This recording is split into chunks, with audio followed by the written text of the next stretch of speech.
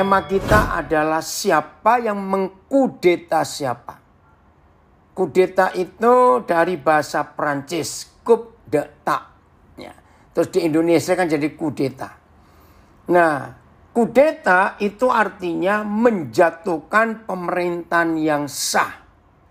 Nah, kalau kita mendengar kata ini, loh, kenapa pemerintahan yang sah kok bisa dijatuhkan? Nah, ini jawabannya. Bahkan berita tadi pagi yang saya dengar, semua negara di dunia mengutuk kudeta. Sebab di masa zaman yang sudah maju seperti ini, maka tindakan kudeta itu barbar. Ya, tindakan kudeta itu dikatakan seperti binatang melawan binatang yang lain.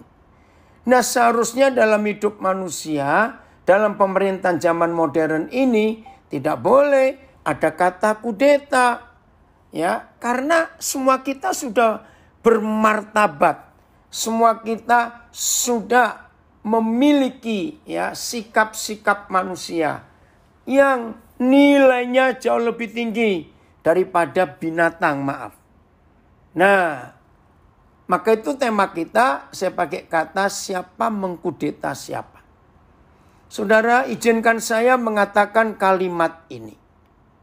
Segala sesuatu yang terjadi di hidup kita, ya saya ulangi, segala sesuatu yang terjadi di hidup kita, baik maupun buruk, benar maupun salah, gagal maupun berhasil, sakit maupun sehat, susah maupun senang, bahagia atau sedih, ya apa saja yang terjadi di hidup kita itu sangat ditentukan siapa yang menjadi pemerintah atau siapa yang memerintah kita. Ya, bersamaan dengan kudeta Myanmar, lalu di Indonesia, lihat 3 hari ini lagi ramai sekali. Ada salah satu partai yang menyurati presiden untuk menolong. Ya, minta tolong presiden. Katanya partai mereka sedang dikudeta. Nah, itu ada kata kudeta. Jadi 2 hari ini kita mendengar 2 kata kudeta. Satu dari Myanmar, satu dari salah satu partai yang ada di Indonesia ini. Nah, saya ulangi lagi. Kita ini mengalami hal positif atau negatif. Kita ini mengalami sakit atau sehat. Mengalami susah atau senang. Bahagia atau sedih. Gagal atau berhasil. Dan semua hal pokoknya. Itu sangat ditentukan siapa yang memerintah hidup kita. Dan kita bertanya siapa yang kita izinkan mengatur hidup kita. Nah, saya beri beberapa contoh dulu. Maaf ya, bagi saudara yang belum pernah, saya harap tidak menganggap saya berlebih-lebihan, tidak. Pertama kali saya melintasi perbatasan Indonesia dengan Malaysia itu di kota Entikong, Kalimantan Barat. Ya, waktu itu saya ke Balai Karangan melayani satu sekolah Alkitab di Balai Karangan. Nah, nggak jauh dari situ sudah Entikong, itu perbatasan dengan Malaysia. Saya kaget, itu dulu ya sebelum Jokowi jadi presiden. Saudara bayangkan, di tanah yang sama, yaitu Pulau Kalimantan. Begitu kami keluar dari wilayah pemerintahan Indonesia, sudah cek paspor, lalu kami keluar meninggalkan wilayah Indonesia masuk ke kerajaan Malaysia. Tanahnya sama, hanya dibedakan pagar yang ada gerbang besar. Saya sedih, saudara. Kenapa? Beda. Cara menanam rumputnya, pohon-pohonannya, ya trotoar di jalannya, beda. Nah, saya itu baru meninggalkan cuma berapa meter. Bukan berapa puluh meter, berapa meter meninggalkan Indonesia, masuk wilayah Malaysia. Saya noleh ke belakang. Ya ampun, negara saya kok jorok betul, kok kotor betul. Terus saya lihat ke depan, bersih sekali, pohon-pohonan rapi.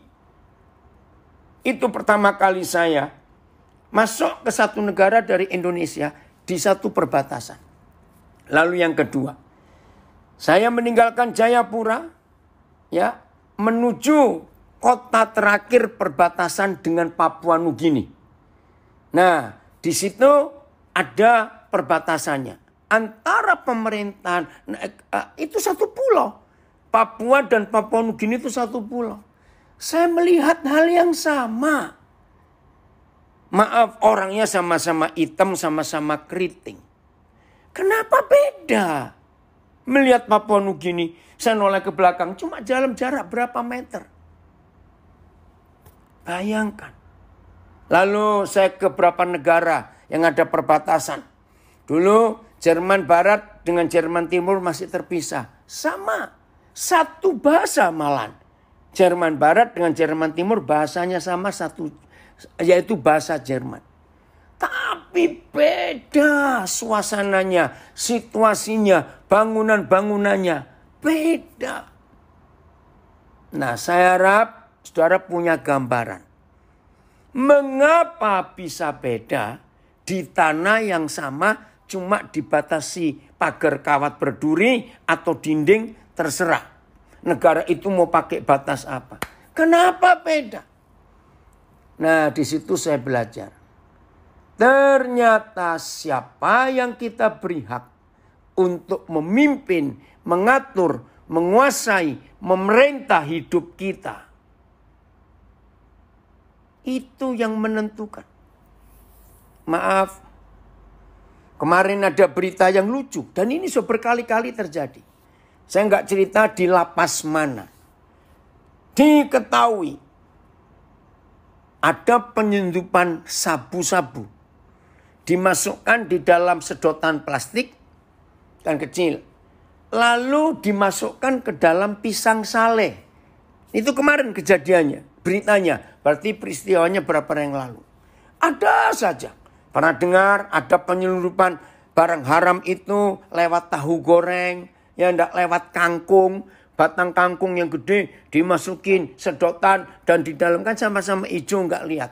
Saya pikir pintar juga ini petugas lapasnya. Oke, saya tidak membahas masalah itu. Tapi yang kita mau bahas, kok bisa ada orang punya ide selicik itu? Jawabannya sama. Siapa yang menguasai hidupnya? Siapa yang menguasai menjadi Tuhan? Menjadi pemimpin di hidupnya? Itu sangat menentukan. Maka itu ketika Jokowi jadi presiden. Salah satu yang dibuat oleh pemerintah baru kita. Memperbaiki semua perbatasan Indonesia dengan wilayah negara lain. Jadi waktu sudah pemerintahan Jokowi, saya sempat ke Entekong lagi. Saya kaget. Wah, bagus. Ya, dari Jayapura ke Papua Nugini. Wih, bagus, keren. Aduh, pokoknya menyenangkan. Nah, itu tergantung siapa yang memerintah hidup kita. Oke, saya baca dulu satu ayat ini. Kisah Rasul pasal 2 ayat 36. Kisah Rasul 2 ayat 36. Aan tolong berapa terjemahan sekaligus ya. Wah, kita mau belajar konsep ini. Siapa yang memimpin kita, yang mengatur kita? 36an, bukan 6, 36. Ya, kita lihat. Oke. Jadi, seluruh kaum Israel harus tahu dengan pasti. Ditegaskan. Dengan pasti. Bahwa Tuhan telah membuat Yesus, perhatikan, Bapa di surga telah membuat Yesus yang kamu salibkan, yang kamu bunuh, yang kamu khianati menjadi Tuhan dan Kristus. Ayat. Oleh karena itu biarlah semua rumah Israel tahu dengan pasti bahwa Tuhan telah menjadikan Yesus itu Tuhan dan Kristus. Itulah Yesus yang telah kamu salibkan. Sebab itu hendaklah diketahui segala isi rumah Israel dengan yakin bahwa Tuhan sudah menjadikan Yesus itu Tuhan dan Kristus. Yaitu Yesus itulah yang kamu ini salibkan itu. Itu sebabnya semua orang Israel harus tahu betul-betul bahwa Yesus yang kalian salibkan itu, Yesus itulah juga yang sudah dijadikan oleh Tuhan menjadi Tuhan dan Raja Penyelamat. Lebih keren. Oleh sebab itu, biarlah seluruh keluarga Israel mengetahui dengan pasti bahwa Tuhan telah menjadikan Dia baik selaku Tuhan maupun Mesias. Inilah Yesus yang telah kamu salibkan. Sebab itu, seluruh Bani Israel harus tahu bahwa Isa yang kamu salibkan itu, dialah yang telah diangkat Tuhan menjadi junjungan yang ilahi dan juga Al-Masih. Oleh sebab itu, hendaklah seluruh keturunan kaum Israel tahu dengan pastinya bahwa Tuhan telah menjadikan Yesus yang kamu salib itu Tuhan dan Kristus. Luar biasa. Tolong bagi yang belum pernah tahu apa itu arti kata Tuhan. Saya ulangi, apa itu arti kata Tuhan? Tolong catat kalau sempat. Ya, ada 2 kalimat. Mungkin di Zoom bisa dicatat juga. Tuhan itu ada di dalam 2 kalimat. Pertama, pemilik tunggal atas hidup kita. Pemilik tunggal loh. Pemilik satu-satunya atas hidup kita. Kalimat kedua, Tuhan itu penguasa mutlak. Ya, penguasa mutlak atas hidup ini. Husak dan Simpson, ini anak-anak saya, gembala dari gereja di Miri atau Lawas. Lupa ini kontennya, pokoknya di Malaysia. Puji Tuhan, gabung juga. Nah, jadi Tuhan itu artinya pemilik tunggal kita satu-satunya. Dan penguasa mutlak atas hidup kita. Tapi yang sangat mengagetkan dan mengharukan. Kalau saudara mendengar kata Tuhan yang artinya pemilik tunggal dan penguasa mutlak atas hidup kita. Ternyata yang punya otoritas dan kuasa sehebat itu. Oh puji Tuhan, anak saya dari New York gabung juga. Raffi, apa kabar kamu? Coba ada Raffi ini di Facebook. Ya, bayangkan Tuhan yang penguasa mutlak dan pemilik tunggal atas hidup kita. Saudara dengar, itu bisa kita kudeta. Bisa kita turunkan dari taktanya di hidup kita. Jahat gak kita ini? Ternyata yang harusnya jadi penguasa mutlak. Ngeri memang. Tenang, ngeri. Ternyata yang bisa jadi penguasa mutlak. Bisa kita turunkan. Bisa kita jatuhkan otoritas pemerintahnya. Dan ini yang terjadi di Myanmar tanggal 1 kemarin. Pemerintahan yang sah. Hasil pemilu rakyat dijatuhkan oleh militer. Jadi walaupun Kisah Rasul 2:36 jelas mengatakan ya bahwa dia itu sudah dijadikan Tuhan, tapi masih bisa kita jatuhkan. Kejam gak kita ini? Maka itu maafkan saya. Apapun yang terjadi di hidup kita, baik maupun buruk, gagal maupun berhasil. Saudara, ini luar biasa. Tuhan kita sangat dahsyat. Aduh, kamu gak punya Ini ada yang dari Tembagapura ingin tanya linknya. Loh, ini HP-nya saya sudah pakai ke situ. Kamu tolong WA kode Sri di Timika. Bilang Pak Hans ingin gabung via Zoom. Nah, Papa nggak bisa memberikan Zoom-nya karena HP yang ada nomor Pak Hans Papa pakai untuk Facebook. Tolong ya beritahu ke kode Sri, suruh beritahu Pak Hans di Tembagapura. Baik, saya lanjutkan. Jadi hidup ini jadi apa dan bagaimana? Itu sangat dipengaruhi siapa yang menjadi Tuhan di hidup kita. Saya akan bacakan beberapa terjemahan lain. Ini dari The Message. All Israel, then notice, hai orang Israel, kamu harus tahu ini. Tidak ada lagi ruangan untuk meragukan siapa Yesus itu. Karena Tuhan sudah membuat Yesus jadi master, Tuhan dan Messiah. Ya, oke, itu The Message. Lalu terjemahan Mike, ini terjemahan apa? Amplified ya. Therefore let the whole house of Israel recognize beyond all doubt. Jadi dalam bahasa Inggris ini ada ketegasan. Tidak boleh ada orang Israel yang meragukan sama sekali bahwa setelah Yesus dibunuh, disalib dan dibangkitkan, ternyata Bapa di surga mengangkat dia, ya. No doubt and acknowledge, assuredly, yakin dengan seyakin-yakinnya bahwa Bapa Yahweh telah membuat Yesus menjadi Tuhan dan Kristus. Wow, luar biasa.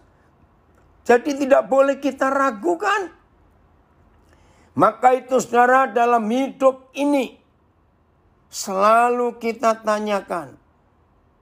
Audio tidak masuk. Siapa itu? Sebentar saya cek.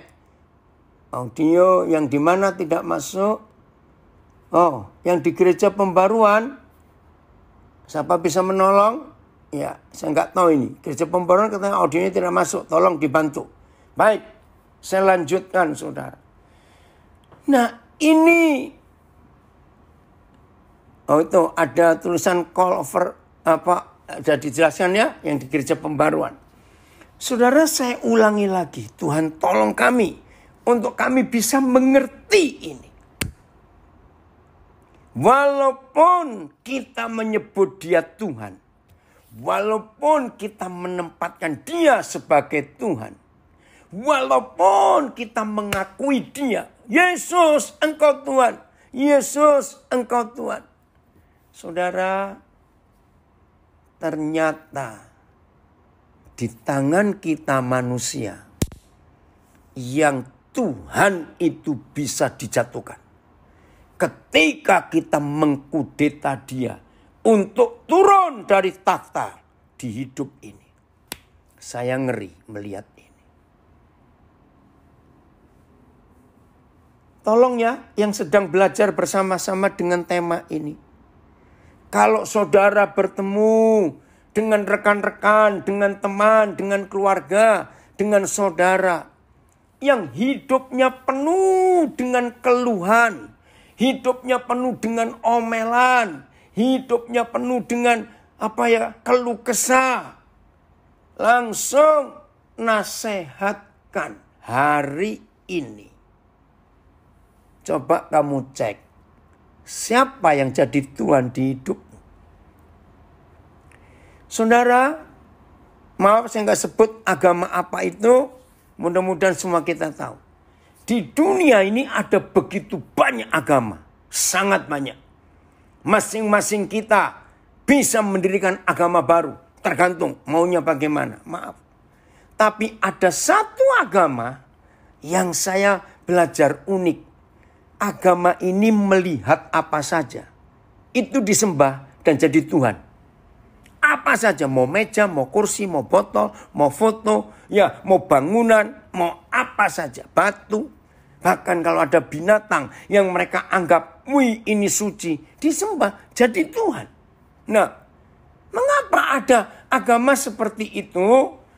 Sebab orang itu mencari Yang paling Tuhan itu siapa? Maka itu mereka sembah semuanya.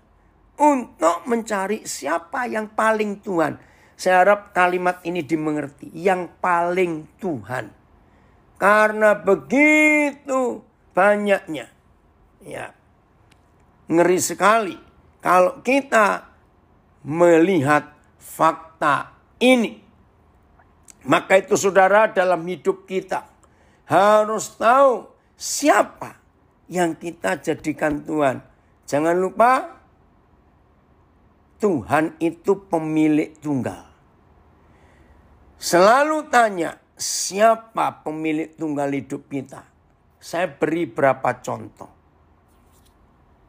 Uang bisa jadi Tuhan tidak? Coba. Uang bisa jadi Tuhan tidak? Jawabannya bisa. Percabulan. Ya, percabulan.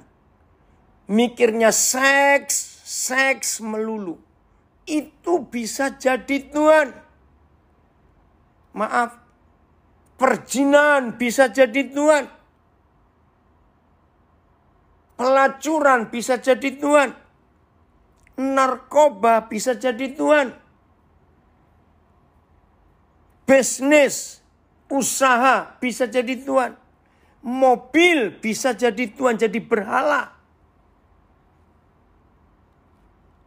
Maka itu saya ulangi lagi, kita ini siapa dan kita ini akan bagaimana.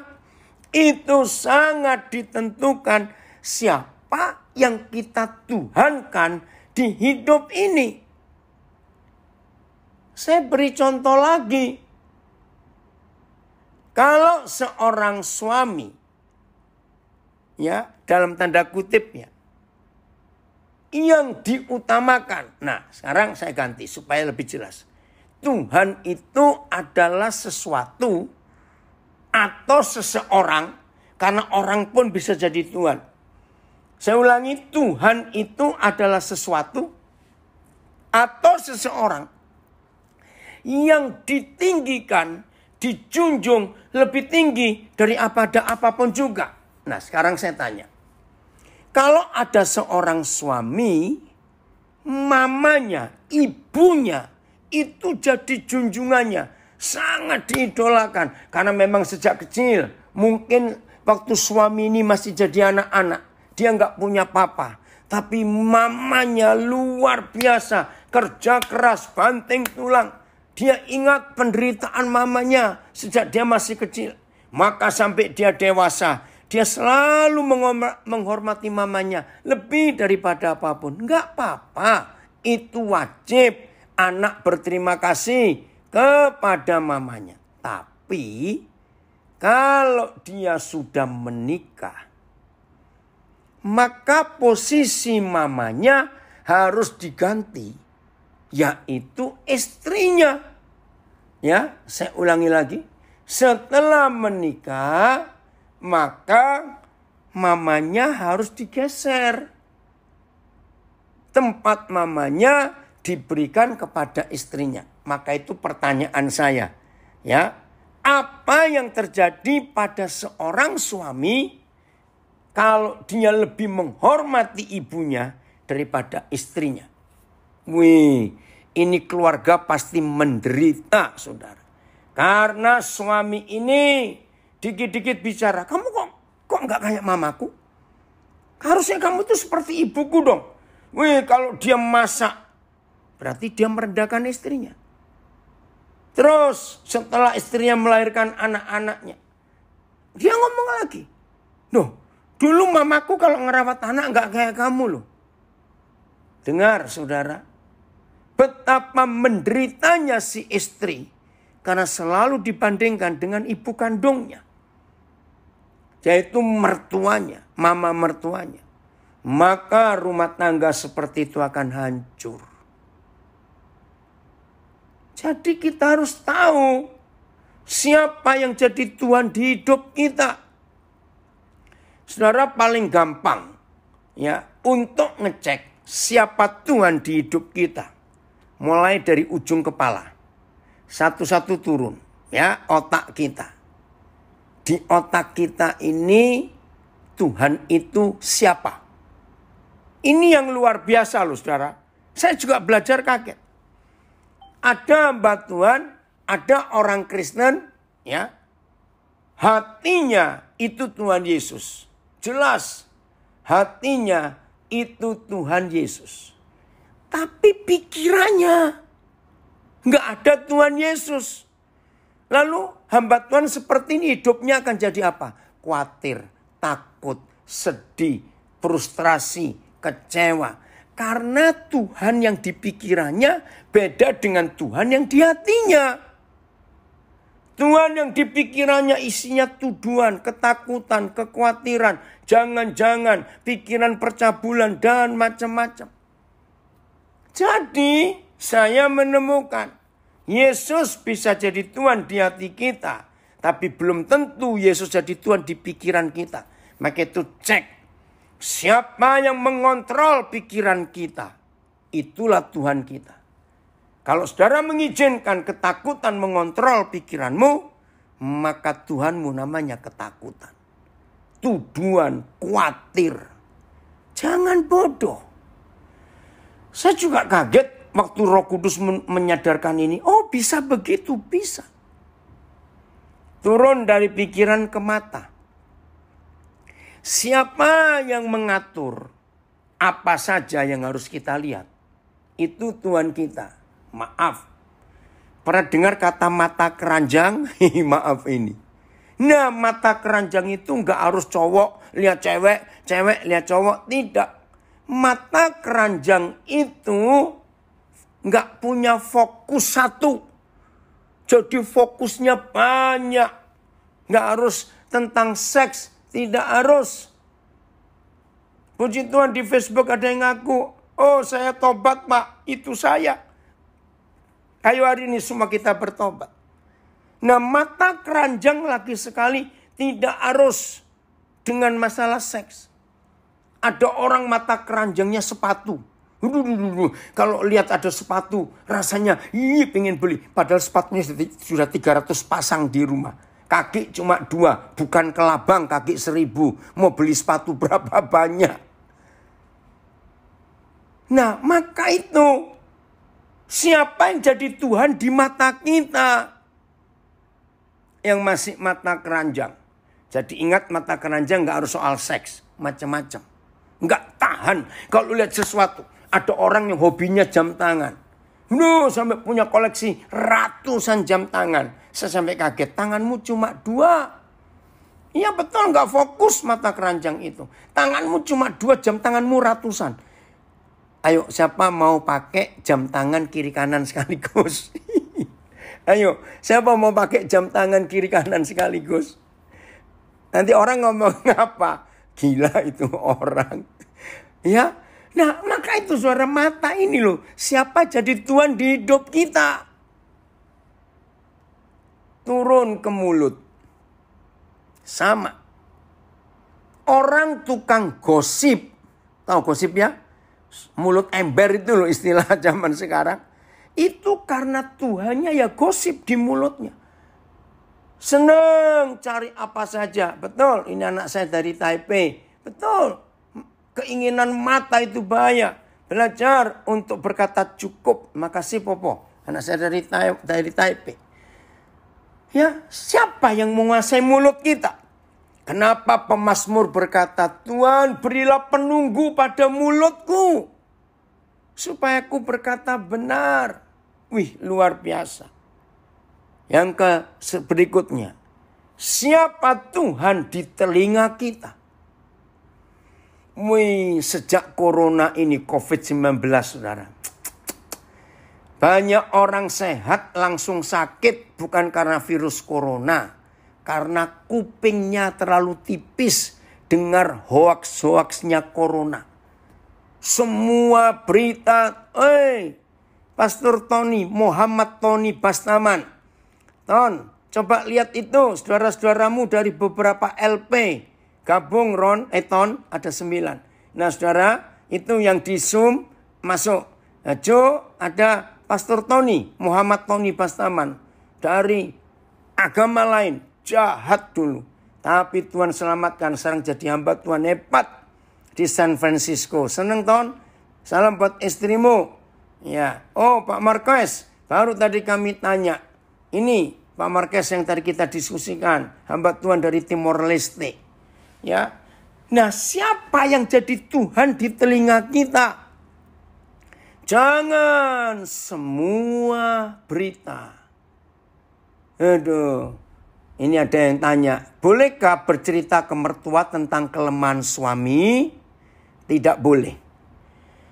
Ya, bagaimanapun sesalah-salahnya istri dan sesalah-salahnya suami, yang namanya orang tua pasti akan lebih bela anaknya. Itu wajar.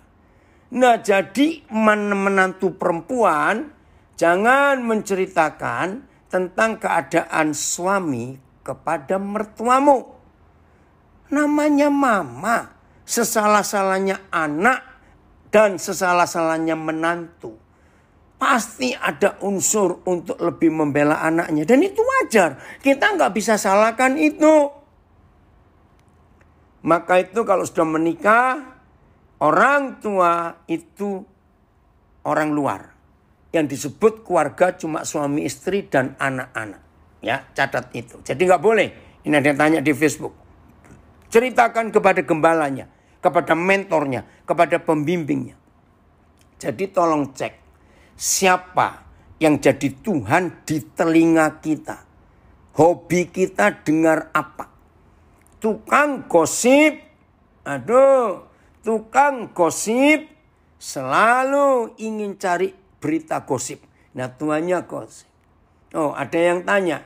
Boleh kalau ibu mertua duluan ceritain kelemahan anaknya. Nah, menantu, sekalipun mertuamu cerita tentang anaknya sendiri yang jadi istri atau suamimu, tetap nggak boleh nanggapi.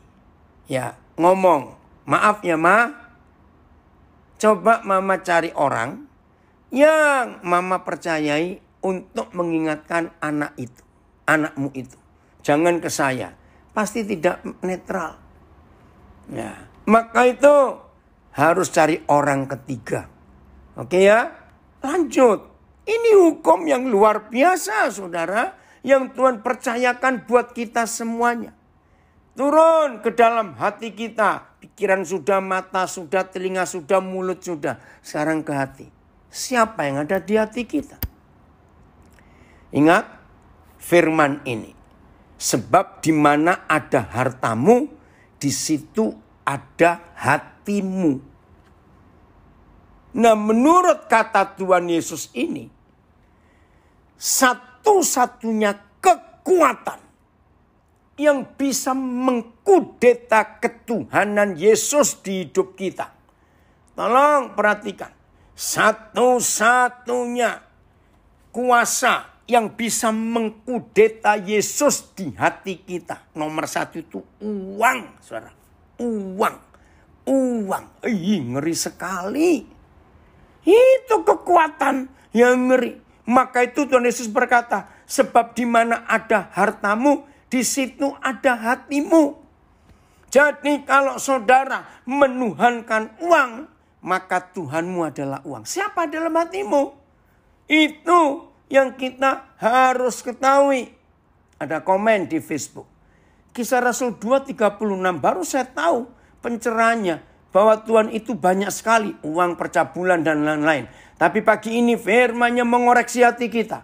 Siapa yang jadi pemilik tunggal, penguasa mutlak atas hidup kita. Jangan Tuhan kita turunkan kedaulatannya. Haleluya. Betul sekali.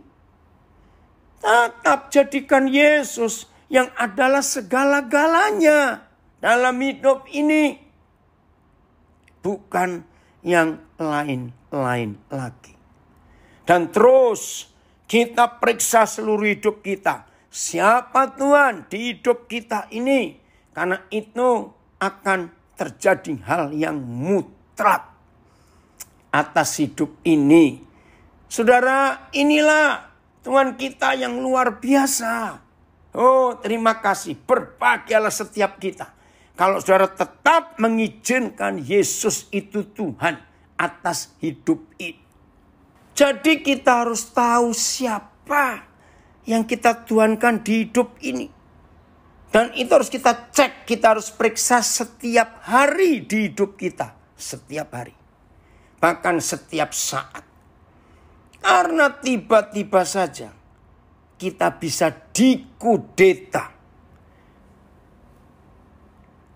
Maka itu rajin-rajin ngecek di hidup ini. Kisah Rasul 20. Ayat yang ke-21. Ya.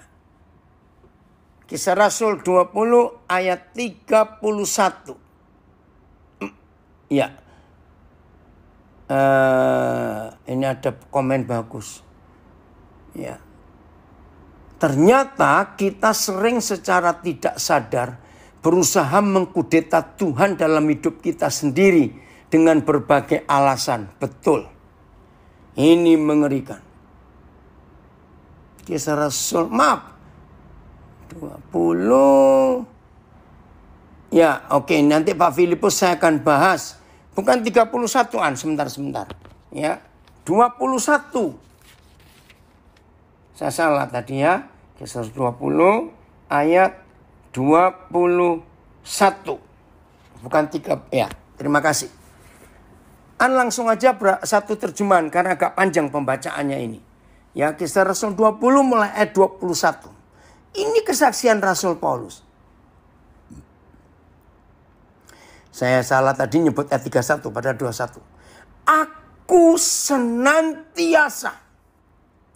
Nah, kata senantiasa ini mutlak. Ya, bukan cuma penting. Senantiasa. Artinya ada satu hal yang sepanjang umur hidup Rasul Paulus ini. Yang dia lakukan senantiasa. Terus menerus. Kata senantiasa itu tidak putus-putus. Terus. Apa yang terus-menerus dilakukan Paulus? Sehingga tidak ada kesempatan Tuhan lain yang bisa mengkudeta Yesus Tuhan di hidup Paulus.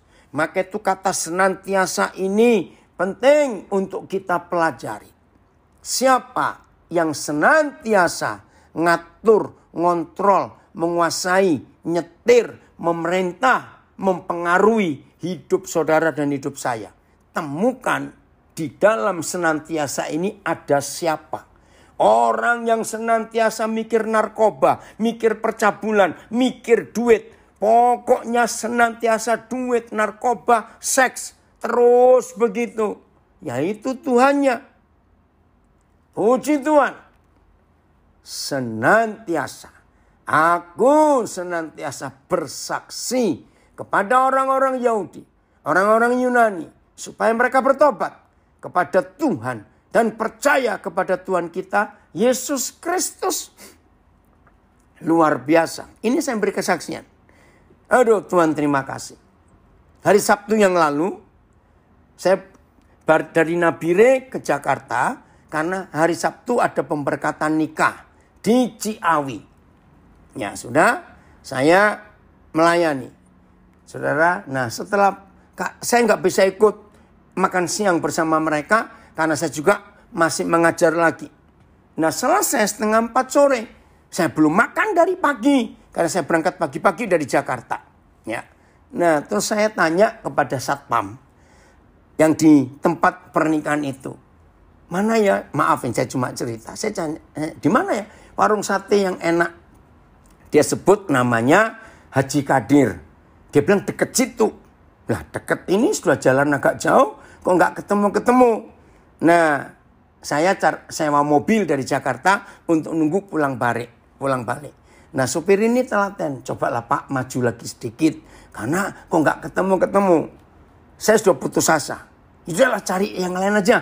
Takutnya macet nanti kalau turun ke Jakarta. Karena sore saya ada pelayanan lagi hari Sabtu itu. Akhirnya betul. Nggak lama setelah saya memutuskan untuk belok. Nah, itu Pak supirnya bilang, oh ya betul juga Haji Kadir. Saudara, begitu kami masuk, disambut oleh pelayan namanya Aji, orang Sunda. Nah saya ini paling gak tahan kalau lihat orang wajahnya lecek, tertekan, lesu sekali. Kasihan ini anak, masih muda. Nah, terus karena dia sibuk, banyak tamu, saya tanya ke kasirnya. Kasirnya kaget. Saya tanya gini, Pak, saya cuma tanya. Pelayan yang itu loh, dia itu anak yatim ya. Saudara, ini kasir ngeliatin saya sambil melotot, bengong. Langsung kata pertama, Bapak kok tahu? Apa Bapak sudah ketemu dia? Enggak. Saya aja baru tahu di sini ada warung sate namanya Haji Kadir. Saudara, anak itu yatim piatu. Nah, sejak Sabtu malam, Minggu, Senin, Selasa, tadi malam jam 1:30. Ini kontak terus. Akhirnya dia menangis 1:30 ini. Kenapa? Saya bilang kan dari awal, dia manggil saya papa akhirnya. Kan dari awal papa sudah bilang, hidupmu harus berubah. Nasibmu gak bisa begini terus. Saudara, ternyata dia itu punya cita-cita jadi akuntan, accounting. Dia lulus SMA tahun 2019. Tapi orang tuanya gak mampu. Hari ini dia mendaftar di salah satu kampus di daerah Bogor untuk kuliah akuntansi. Wih, saudara, dia bilang saya belum pernah sebahagia ini hidup saya, Pak. Dia tahu saya pendeta, tapi saya yakinkan di Haji, Papa nggak akan mempengaruhi kamu untuk pindah agama, tidak. Betul, Ricky, hari itu luar biasa. Ada satu jiwa yang diselamatkan. Maka itu senantiasa bersaksi.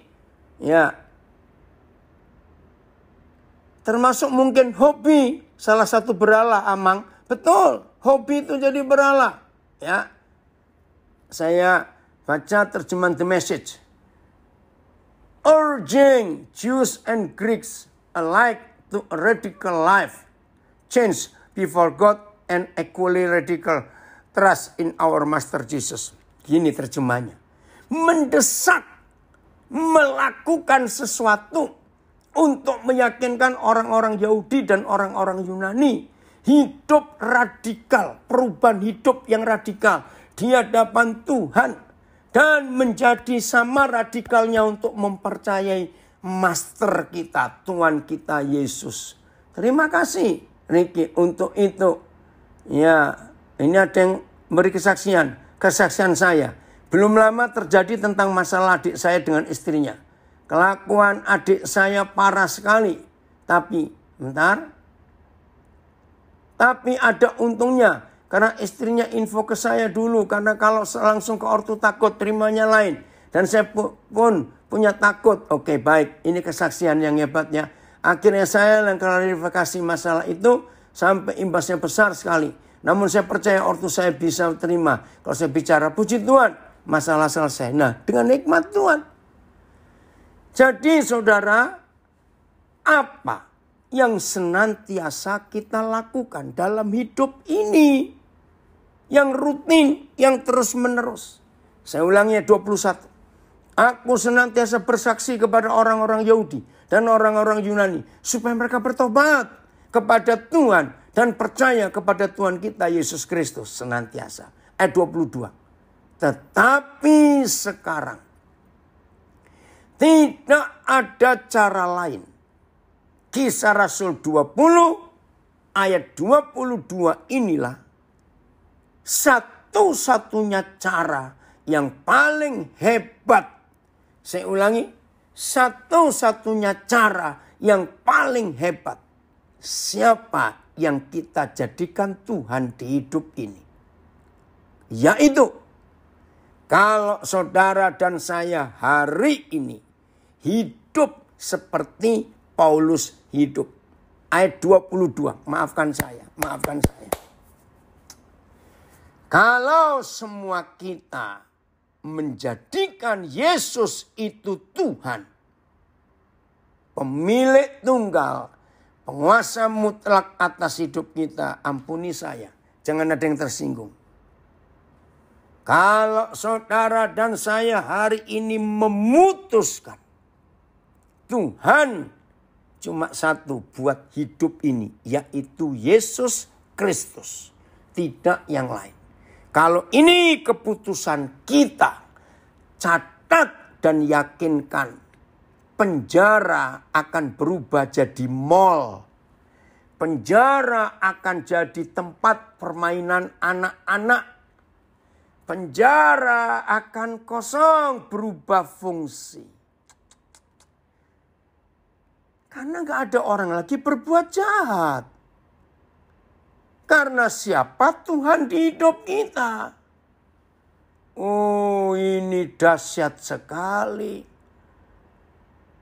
Betul. Ada yang komen, berarti benar Matius 6:24 bahwa tidak dapat kita mengabdi pada dua tuan. Betul, itu Matius 6:24. Weh, Roni, kau dan senang ikut. Ini saudara dari Ternate. Maka itu mungkin HP juga, ya. Ini ada yang komen di Facebook. Mungkin HP juga bisa jadi Tuhan. Betul. Maka itu kehilangan anak gak pusing. Tapi kehilangan HP bisa mencak-mencak itu. Maaf. HP bisa jadi berhala, jadi Tuhan. Pagi-pagi bangun, gak cari Tuhan, cari HP dulu. Awas itu. Ya. Oke ya. Jadi saudara, ayo kita hari ini. Ya, pelayanan. Oh Ceki sudah sehat ya istrimu, anakmu. Kemana sakit? Pelayanan juga bisa jadi berhala loh. Kalau kita nggak ngurus keluarga dan ngurus yang lain. Betul. Nah ini dia. Tetapi sebagai tawanan roh. Tawanan roh. Coba pakai 5 terjemahan yang ayat 22 ini saja. The message, but there is another urgency before me. Now, kepotong Ricky, Papa nggak bisa baca ya. Dan sekarang saya baca terjemahan AYT. Lihatlah dengan diikat oleh roh. Oh diikat ya, diikat oleh roh. Terus sekarang ketahuilah, aku ini terikat di dalam roh. Sekarang untuk mentaati perintah roh Tuhan. Dan sekarang lihatlah, karena dibelenggu oleh roh. Sekarang aku akan pergi ke Yerusalem karena aku harus mengikuti kehendak roh Tuhan. Sekarang aku pergi ke Yerusalem mentaati perintah Roh Kudus. Saudara, jadi siapa yang menawan hidup kita? Oke, ada yang tanya lagi. Jadi apa saja yang ada di dunia ini lebih penting dari Tuhan adalah berhala. Betul. Ya, jadi hati-hati dalam hidup kita. Nah, saya memakai yang terjemahan baru, tawanan roh. Sama. Bisa nggak orang ditawan kekhawatiran? Maaf, sebelum saya uraikan. Tolong saudara beri masing-masing nemukan. Apa kata lain tawanan?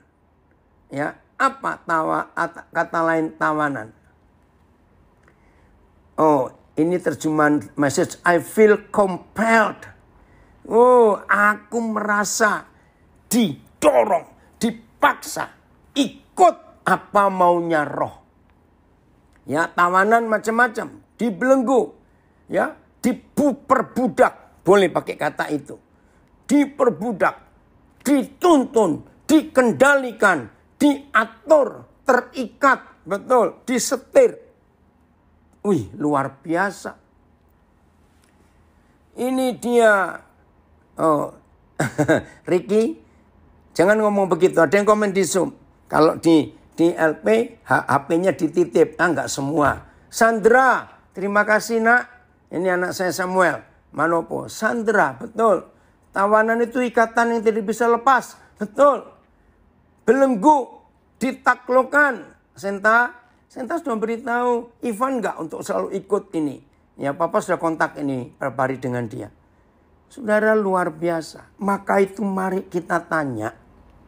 Siapa yang sehari-hari menawan, menaklukkan, menyandera, menguasai, membelenggu, memperbudak, menyetir, mengatur hidup ini? Siapa? Terpujilah Tuhan Yesus. Kalau saudara dan saya mau dibelenggu oleh Roh Kudus, ditawan oleh Roh Kudus, terpujilah Tuhan kalau itu terjadi di hidup kita. Oh, ini ada terjemahan dari Amplified. Saya akan bacakannya. And now, you see, sekarang kamu lihat, aku sedang ke Yerusalem, bound. Ya, makasih Pak Barnabas. Tunduk dalam kekuasaannya. Bound by the Holy Spirit. Diikat oleh Roh Kudus. And obligated. Wow. Dan ada obligasi. Nggak bisa milih. And compelled sama. Diikat, dibelenggu, ditaklukkan. By the conviction of my own spirit. Ya. Dengan sebuah kekuatan. Di dalam rohku. Nah, saudara, ini penting. Maka itu saya katakan tadi. Kisah Rasul 20 ayat 22. Ini salah satu cara. Ya, salah satu cara. Untuk kita tahu siapa jadi Tuhan. Jadi Tuhan di hidup kita. Oh, ini Desri dari Timika, anak saya baru masuk. Des, tadi papi dikontak Pak Hans. Dari Tembagapura ingin tanya sumnya. Nah, papi nggak bisa ngasih karena HP-nya dipakai semua. Ya, saudara, ini sumnya SK. Desri, saya dikasih tahu Sungai Kehidupan. Ini yang Tuhan mau percayakan buat kita. Siapa yang jadi Tuhan? Siapa yang membelenggu, menawan kita? Ya, masih ayat 22. Tetapi sekarang sebagai tawanan roh, aku pergi ke Yerusalem. Dan aku tidak tahu apa yang akan terjadi di situ atas diriku. Nggak tahu. Sebetulnya kata yang tepat, aku tidak mau tahu. Jadi Paulus ini tahu, cuma dia nggak mau tahu. Apa yang dia tahu? Lihat ayat 23. Ya, 23-an. Woi, ngeri yang dia tahu, ngeri saudara. Aku nggak mau tahu. Apa yang akan terjadi atas diriku kalau aku ikuti pimpinan roh. Karena aku dibelenggu, aku ditawan, aku dikuasai, aku disandera, aku ditaklukkan oleh Roh Kudus. Aku nggak mau tahu. Walaupun aku tahu. Apa yang Paulus tahu, lihat ayat 23. Selain daripada yang dinyatakan Roh Kudus. Apa yang Paulus tahu? Apa yang dinyatakan Roh Kudus yang membelenggu, menawan, mengikat, mengontrol, menguasai, mengatur, menyetir hidupnya. Ini loh, dia tahu bahwa dari kota ke kota hanya penjara dan sengsara menunggu aku. Baik, dia tahu toh. Nah, terjemahan lain, AYT.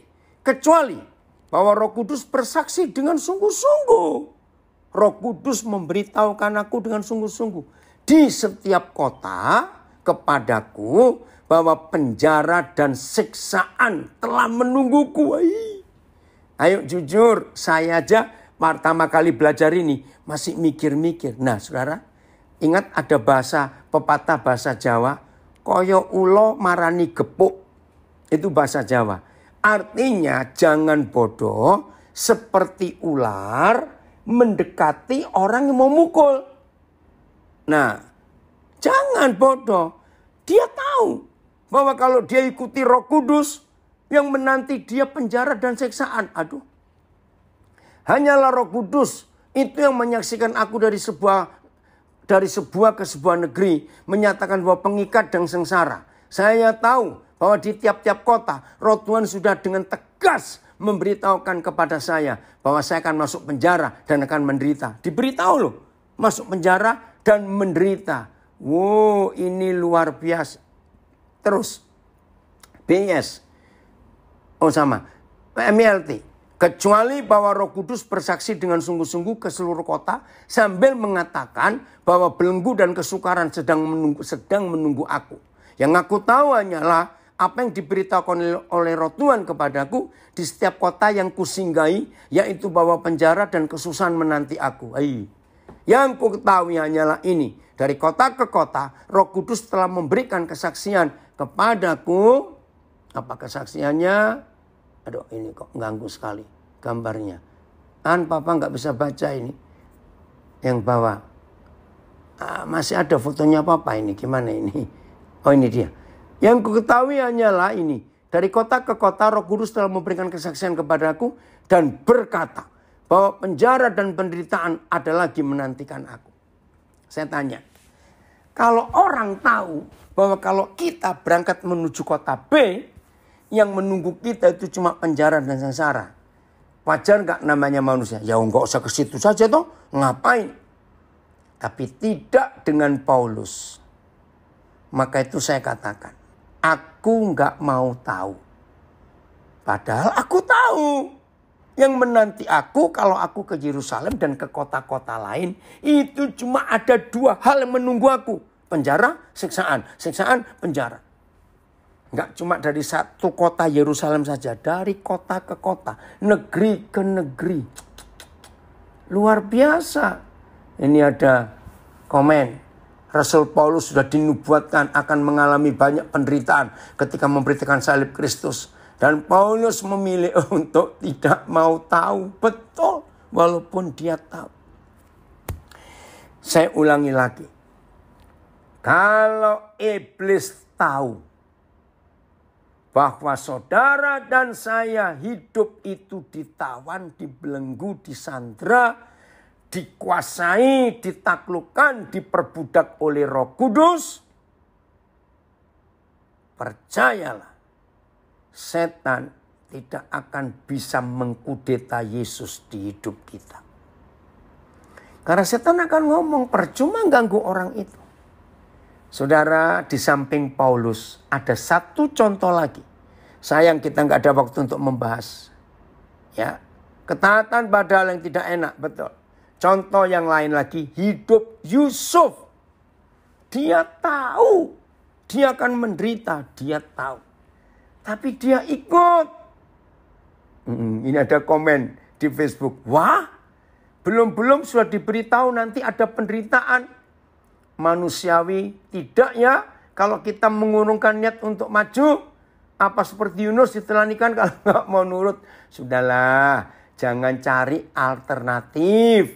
Ini loh kurang ajarnya manusia. Kalau tahu alternatif pasti milih yang alternatif. Sudah nggak usah mau. Maka itu dalam hidup saya. Dengar ya. Dalam hidup saya.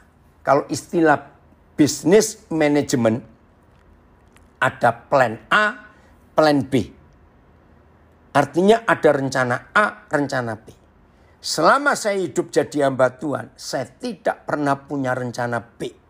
Pokoknya apa yang Tuhan rencanakan A buat saya nggak mau siapkan yang B. Saya tetap yang A. Enak, nggak enak, susah, sulit, mudah, gampang.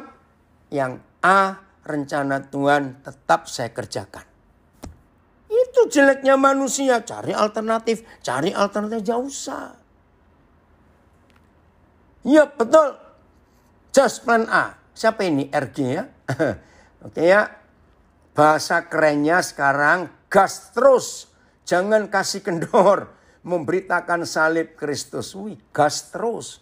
Jangan kasih kendor. Ini ada komen di Facebook. Bagus sekali. The message. I do know that it will not be any panic. Terjemahan The Message, RG itu orang lahat. Oh, Pak Robi. Ya. Saudara, lihat. Aku hanya tahu dan tidak panik. Karena Roh Kudus telah memberi aku tahu berulang-ulang dan jelas. Ya, bahwa, maaf ini. Bahwa di depanku ada masa-masa yang sangat berat. Dan dipenjarakan. Waduh. Luar biasa saudara. Hidup seperti itu. Ada yang komen lagi. Pelayanan adalah panggilan. Bukan pilihan. Betul. Wih. Tahu itu rencana Tuhan itu bagaimana Pak? Ada yang tanya. Gampang. Saudara dan saya akan otomatis tahu rencana Tuhan kalau saudara nggak buat rencana sendiri. Orang yang sering bingung tentang rencana Tuhan karena di hidupnya terlalu banyak rencana. Aku mau menikah dengan yang demikian. Aku mau menikah tahun sekian. Aku mau menikah dengan ini, dengan itu. Ya sudah. Kalau saudara punya rencana gitu, terusin sendiri. Tuhan nggak mau nyampuri. Aku punya rencana tahun 2021 bulan sekian. Aku mesti begini, aku mesti begitu. Silakan kerjakan sendiri. Jadi untuk tahu rencana Tuhan, hancurkan rencana kita. Nanti Papa akan beritahu apa rencananya atas kehidupan kita.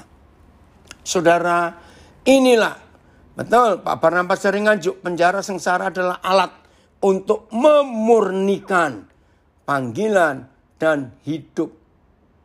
Oh, asal Surabaya, salah. RG bukan dari Lahat. Maaf, jadi siapa RG? Ya, maaf ya.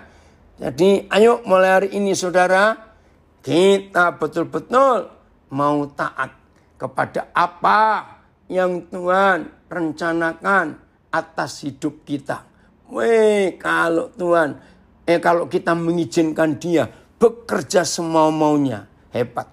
Saudara masih ingat salah satu lagunya Pak Erastus?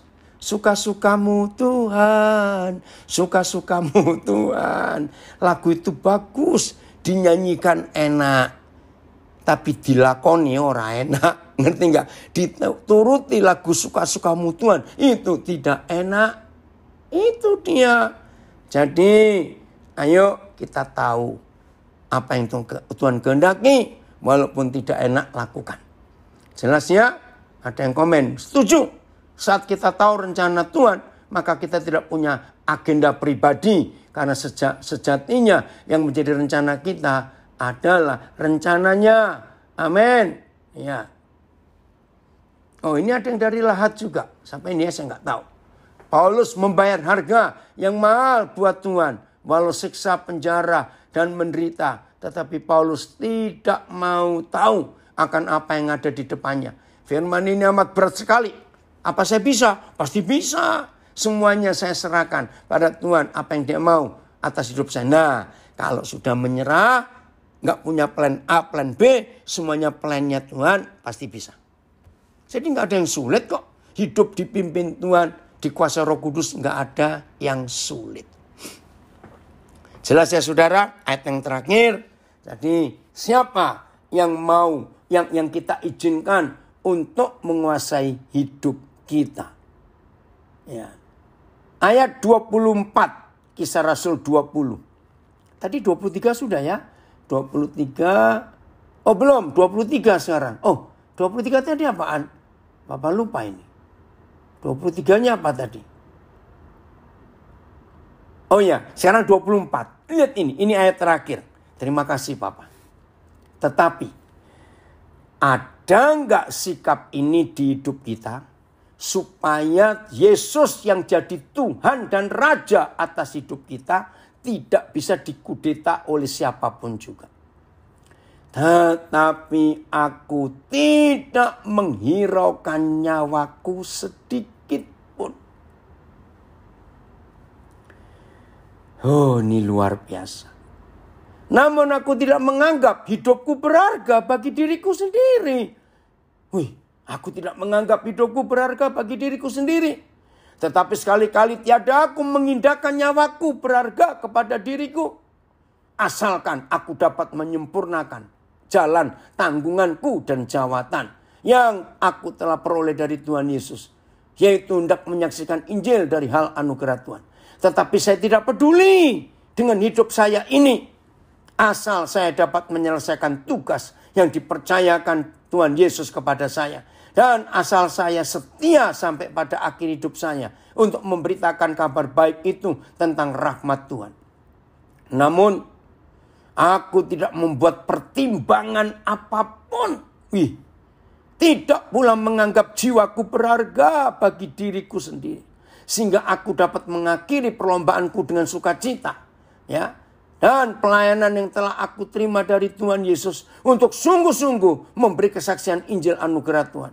Namun aku sekali-kali tidak mengindahkan nyawaku. Sebab yang penting ialah bahwa aku dapat menyelesaikan dengan sempurna tugas dan pengabdianku yang dipercayakan kepadaku oleh Isa, junjungan kita yang ilahi. Yaitu memberitakan kabar baik tentang rahmat Tuhan. Tetapi sekali-kali aku tidak mengindahkan soal nyawaku. Asalkan Aku dapat menyempurnakan tanggung jawab dan tugas yang kuterima dari Tuhan Yesus. Waduh, luar biasa. Mau tanya apa ya? Apa yang Rasul Paulus lakukan dalam kehidupan sehari-hari? Sehingga Roh Kudus bisa menginformasikan apa yang akan terjadi ke depan. Supaya saya bisa aplikasikan dalam kehidupan sehari-hari saya. Pertanyaan Yunus itu pertanyaan banyak orang.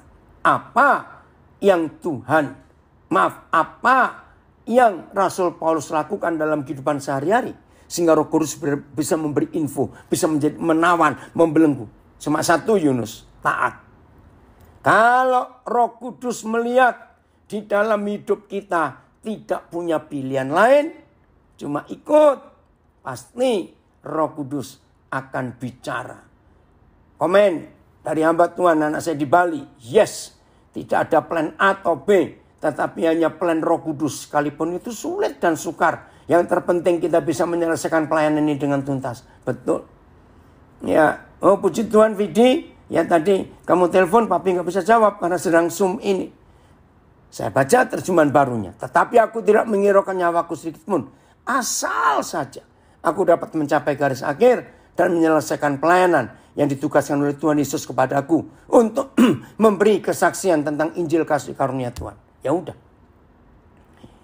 Kalau saudara dan saya hari ini mengambil keputusan seperti Paulus, bahwa kita mau menyelesaikan tugas panggilan kita mencapai garis akhir, ya sudah.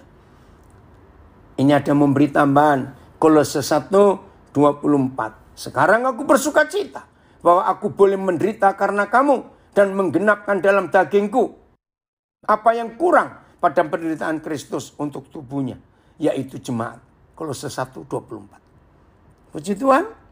Ini yang kita pelajari hari ini. Maka itu kita cek siapa mengkudeta siapa di hidup kita.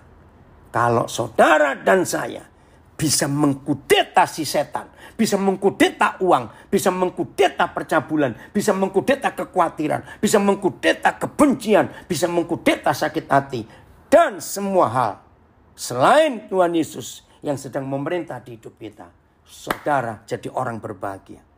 Kudeta setan di hati kita. Kembalikan takhta hidup ini kepada Yesus Kristus Tuhan. Hidup pasti luar biasa. Tuhan Yesus memberkati kita semuanya. Haleluya.